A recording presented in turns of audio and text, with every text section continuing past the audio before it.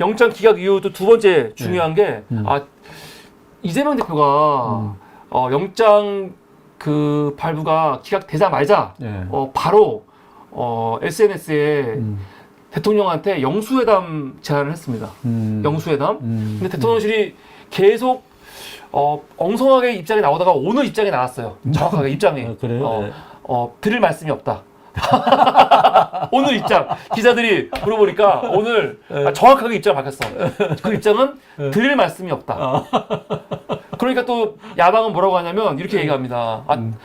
아니 여당 대표의 파트너는 야당 대표가 있는데 대표끼리 만나서 얘기하면 되지.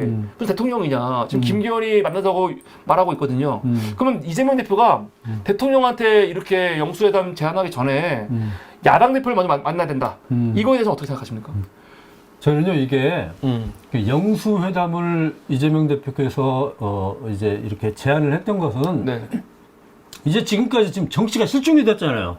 정치가 양극단의 정치를 가지고 거의 실종이 됐고 야당 대표를 뭐 구속하느냐 마느냐로 논란이 되고 있고 정기국회는 이미 들어갔는데도 불구하고 그러니까 이제는 좀 털고 대통령과 좀 내가 만나서 국민의 민생을 좀 얘기하고 정치를 보고시키자 뭐 이런 이제 의사잖아요. 굉장히 바람직한 거죠. 근데 사실은 이렇게 되는 거는요. 이것은 야당의 대표가 이렇게 얘기하기 전에 여당에서 먼저 나와야 되는 거예요. 그리고 국정 운영의 최고 책임자인 대통령이 먼저 이런 걸 제기해야 되는 거예요. 그 대통령이 자기가 먼저 이렇게 얘기를 못하면은 정무수석을 시켜서 지금 그 병원에 있는 이재명 대표를 병문안이라도 방문을 하고 뭐 자랑하는 거 있잖아요. 난이라도 들고 가서 그거 너무 당연한 거 아니야? 위로라도 하고 이렇게 해야 되는 거거든요. 왜 그러냐면은 지금 야당은 그냥 야당도 아니에요. 과반수가 넘는 거대 야당이에요. 거기에 야당의 대표잖아요. 그러면 국정의 동반자거든요. 이분을 설득하고 이분과 같이 하지 않으면은 앞으로 전국을 운영할 수가 없어요. 아무것도 못하죠. 아무것도 못하는 거죠. 국회 앞으로 정기국회 어떻게 할 거예요? 응? 법안 통과 어떻게 할 거예요? 예산안 통과 어떻게 할 거예요? 그러면 미리서 와서 얘기를 하고 사실은 대화하자 이런 얘기를 먼저 해야 되는 거죠. 그러니까요. 그런데 야당의 대표가 영수회담을 하자 그러니까 뭐라고 그랬다고 오늘? 드릴 말씀이 없다. 드릴 말씀이 없습니다. 그러니까 이것은 국정 운영을 안 하겠다는 거하고 똑같은 얘기예요. 그건 진짜 나 참 어이가 없네. 왜냐면 지금 1년 6개월 동안 국정 운영 안 하고 있잖아요. 야당가. 그러니까 굳이 내년 총선까지 안 하겠다는 거죠. 참 진짜 어이없는 일이에요. 어이없는 일. 제가 그래서 사실은 좀 이해가 안 된 게 이재명 대표가 영수회담을 이렇게 하자고 요구할 필요가 있습니까? 왜냐면은 국정 운영은 정부가 하는 거잖아요. 야당은 사실은 발목 잡고 시비 걸고 따지고 원래 그런 게 야당이고. 그렇죠. 정부에 대한 책임, 국정에 대한 책임은 야당과 여당과 대통령실이 하는 건데 왜 이재명 대표는 본인이 대통령이지 않은 것 같아요? 왜 자꾸 이렇게 영수회담을 요구해요? 난 그것도 좀 이상해. 이재명 대표께서도 이제 국회에서 그동안 이제 단식을 하고 또 뭐 병원에 실려오고 또 뭐 법원에 영장 심사를 받고 뭐 이런 과정들 일련의 과정들이 있잖아요. 그러면 이제 우리나라 정치가 실종이 됐잖아요. 그리고 이재명 대표는 무슨 뭐 몇 석의 조그마한 정당의 뭐 대표도 아니고요. 그러니까 과반수가 넘는 정당의 대표예요. 그랬더니 국정 운영에 또 책임감도 있는 거죠. 그랬더니 본인이 먼저 제안을 해서 이제는 좀 이런 걸 털고 민생을 얘기하자 이렇게 제안을 했는데도 불구하고 모른 척. 뭐 드릴 말씀이 없다. 어쩌자는 거예요? 어쩌자는 거예요? 참 대단한 게 단식하는 동안 야당에서 대통령실을 말할 것도 없고 야당에서도 좀 못 본 것 같아요. 기사에서 한 번도 오지 않은 것 같아요. 안 왔죠. 그렇죠, 안 왔죠. 한 번도 오지 않고 그냥 페이스북에서만 뭐 단식을 그만둬라 했지 직접 병원이나 단식하는 곳으로 사람을 보낸 적이 대통령실도 한 번도 없고 야당에서도 누구도 가지 않은 것 같아요. 그때 한 명 있네. 태영호. 태영호 한번 가갖고 여당에서 태영호 한 명 와갖고 그냥 말도 안 되는 소리 하고 가는 거 그거 하나 제외하고는 없다고요.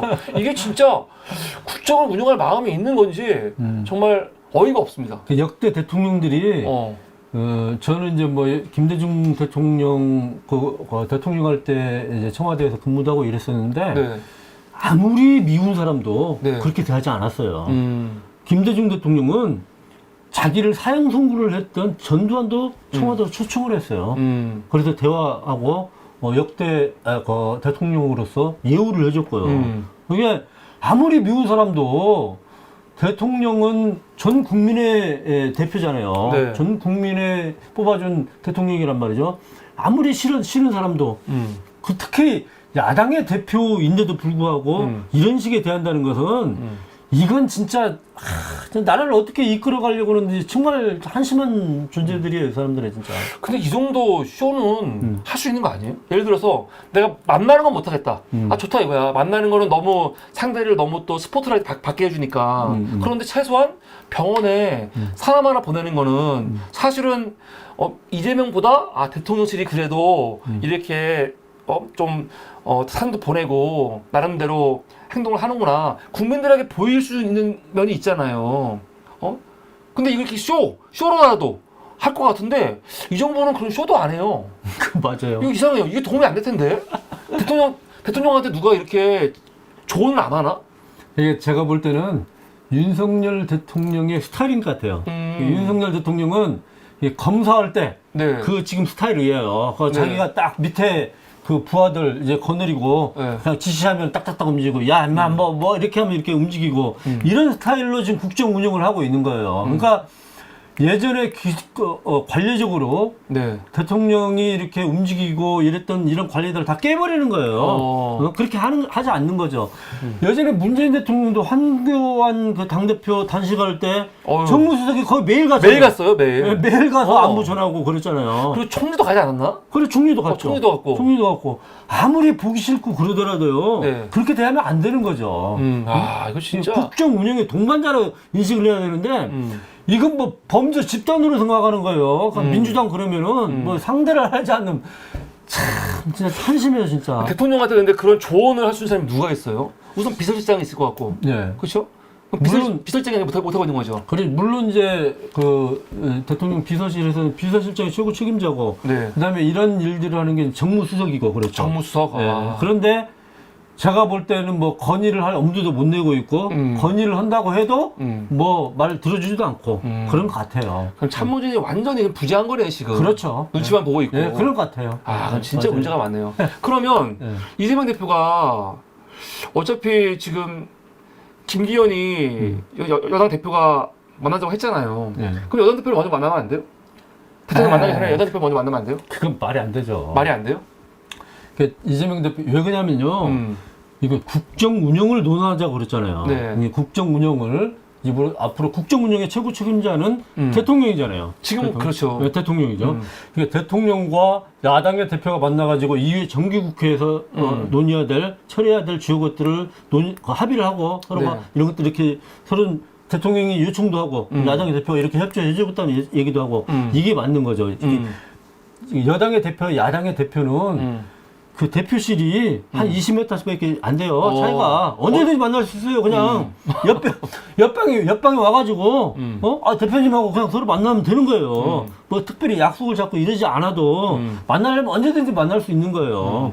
그런 지금 차원의 얘기를 하고 있는 게 아니라 이제는 좀 국정 운영 전반에 대한 좀 이 패러다임을 바꾸는 국민 생활이 지금 어려워지니까 민생을 중심으로 해서 좀 서로가 논의할 수 있는 영수회담을 좀 하자는 거죠. 그게 맞죠, 사실. 아니, 홍익표 원내대표가 사실 좋은 얘기 했더라고요. 뭐냐면 1대1 만나기 싫으면 당대표들, 예를 들어서 뭐 여당 대표, 그리고 당대표, 그리고 뭐 정의당, 뭐 다 같이 해서 단체로 만나자. 그렇게 잘 했더라고요. 그렇죠. 그래도 하면 되지. 그렇게 해도 하죠. 그러니까 대통령실에서는 이제 여당의 이제 제1당의 대표만 부르기는 조금 좀 그러니까 이제 조금 소수 정당의 대표들도 같이 보자 이렇게 제안을 하기도 하죠. 그렇죠. 그러면 그렇게라도 볼 수 있죠. 그렇게라도 볼 수 있죠. 네, 진짜라면 그걸로 하면 되지. 네, 그렇게라도 할 수 있죠. 그것도 전혀 할 마음이 없는 것 같습니다. 전혀 이제 대화를 하고 싶은 생각이 없는 거예요. 그냥 니들 마음대로 해라. 우리는 우리대로 하겠다 이런 생각인데. 네. 세상에 지금 정기국회 회기 중에 지금 이렇게 한다는 게 저는 이해가 되지 않아요. 역대 이런 정권을 본 적이 없어요, 진짜. 그러면은 만약에 야당과 대화를 전혀 안 하려고 하잖아요. 네. 이제 연말이잖아. 네. 그러면은 앞으로 어떤 일이 벌어지는 거예요? 만약 야당이 협조를 안 하면? 그럼 뭐 아무것도 처리가 될 수 없는 거 없죠. 예산안 처리도 안 되죠. 그다음에 주요 법안들, 민생에 관한 주요 법안도 처리가 안 되죠. 아무것도 안 되고. 네, 안 되죠. 제일 큰 게 예산안이네. 그렇죠. 예산안. 야, 그리고 지금 대법원장부터 시작해가지고 인사청문회 뭐 이런 인사해야 것도- 될 거 있잖아요. 네, 네, 그렇죠. 거기도 안 되는 거고. 네, 안 되는 거죠. 지금 장관들이야 그냥 자기들이 하면 되지만 대법원장 같은 경우는 국회 동의가 없으면 그런 거 없으면 안 되죠. 안 되는 거잖아요. 안 되는 지금. 거죠. 야, 진짜 근데 아무 생각이 없네. 아무 생각이 없어요. 뭘 어떻게 하겠다는 건지 도저히 저는 얘기가 모르겠어요 이건. 네. 네. 지금